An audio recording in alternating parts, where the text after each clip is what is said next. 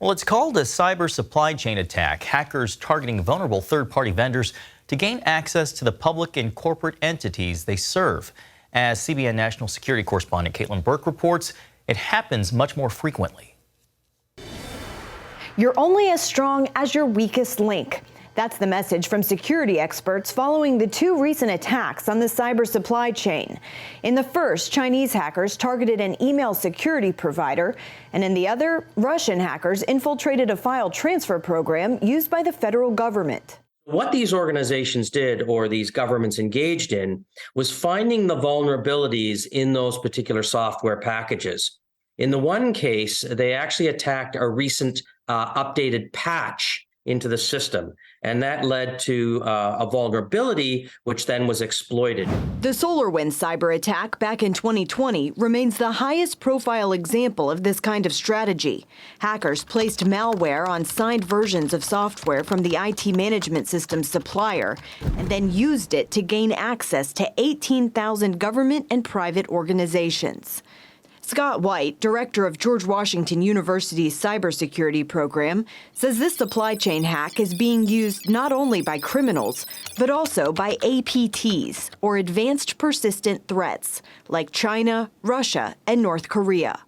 We have to remember that every single day, these APTs are engaging in the cyber world, attempting to find vulnerabilities in any of the hardware or software that's being developed. Once they occur, then they can infiltrate those and eventually exfiltrate information. White adds, protection against this kind of attack is especially difficult because hackers could gain access at any point across very interconnected systems. The problem we run into ultimately is not every organization in that supply chain, from manufacturer to distributor right down to user, is going to have the same level of security, the same level of cyber hygiene. That's especially true for global supply chains, with many countries not requiring the same security standards as the U.S. Part of what we have to do, both as a government and as business, is continue to push kind of not necessarily regulation, but at least standards and practices to the global community who want to engage in the supply chain. Research shows why securing these critical supply chains is so important.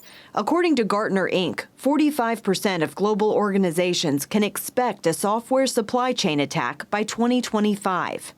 White says the federal government already offers resources to help U.S. organizations examine their various member networks and come up with a risk management process. Risk management is not just placing in security and good hygiene. Risk management also looks at threat vectors. And when you're looking at threat vectors, you're also looking at where are we connected? What third parties are we engaging in? While these specific attacks don't always make headlines, they must be taken seriously. In 2022 alone, more than 10 million people and some 1,700 organizations fell victim to a cyber supply chain breach. And that number is expected to rise in the future. Caitlin Burke, CBN News, Washington.